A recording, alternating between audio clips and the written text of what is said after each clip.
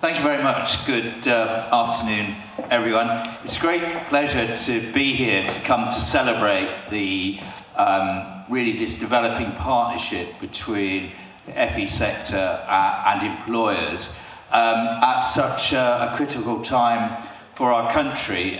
So I'm a minister, as you heard, in the Department for Energy Security and Net Zero, and like every other government department, we're involved in intensive and friendly discussions with Her Majesty's Treasury about the next spending review.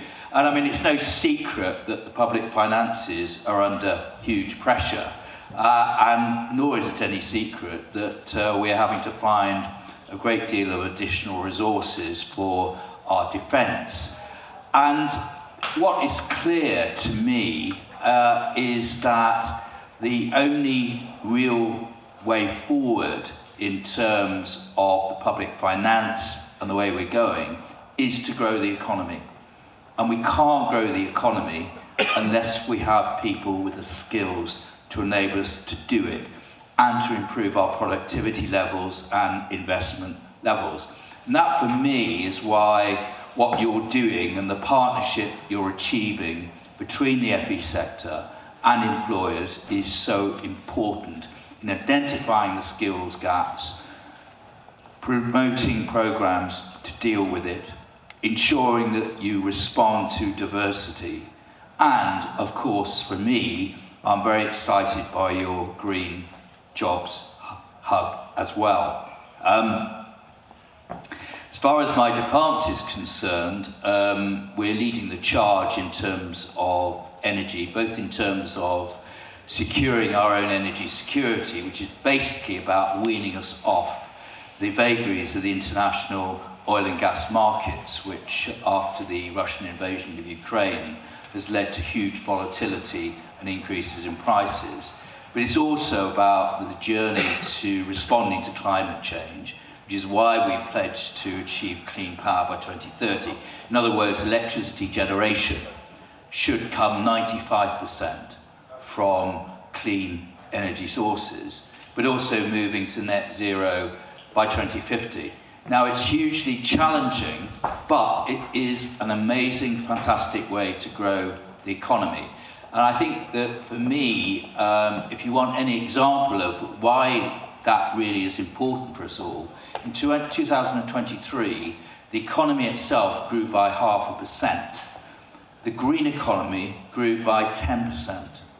And the CBI in a report only a couple of months ago reckoned that there are now 950,000 people working in the green sector of the economy or in the constituent supply chain.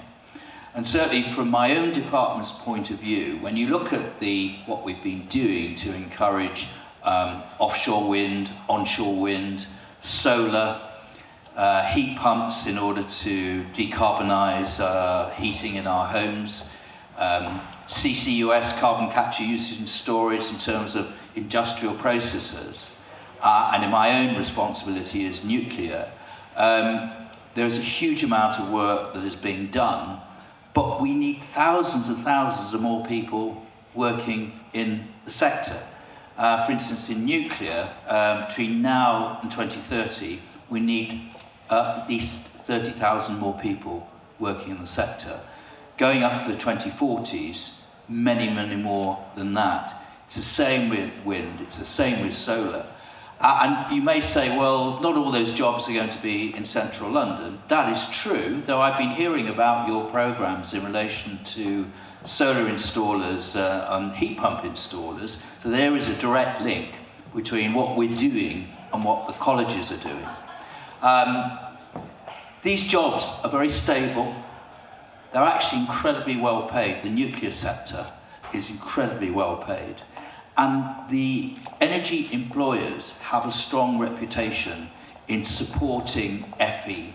And I've been to a number of FE colleges recently, which have had a lot of support from the energy sector, and seeing the programs that they've run, very high quality, young people, yes, of all capabilities, but also helping people move from one sector of the economy to another.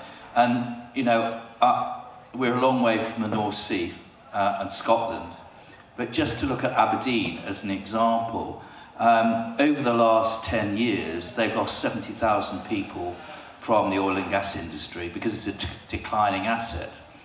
And yet, offshore wind may not only enables you to take up that number of people, but actually to increase it.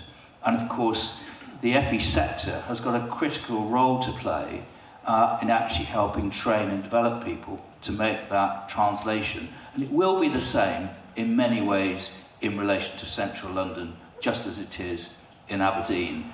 And the big thing for me, the strong pointer that came out, was the relationship between employers and the FE sector. And having strong support from employers, in some cases providing support, is really, really critical. And that, for me, is what this partnership really is all about, ensuring that people are given a real opportunity to develop their skills, but to do that in a way which meets the needs of employers. And that's why I think, from the government point of view, I'm so glad to be here, to lend my support to what you're doing. And hopefully, I can come back in a few weeks' time to learn more about your Green Hub, because I do think, and this is a big message from my department, that this is a sector that is going to provide thousands and thousands of really good, high-quality, well-paid jobs for the future. So thank you for listening to me. It's great to be here, and, you know, all power to your elbow in taking this great work forward. Thank you.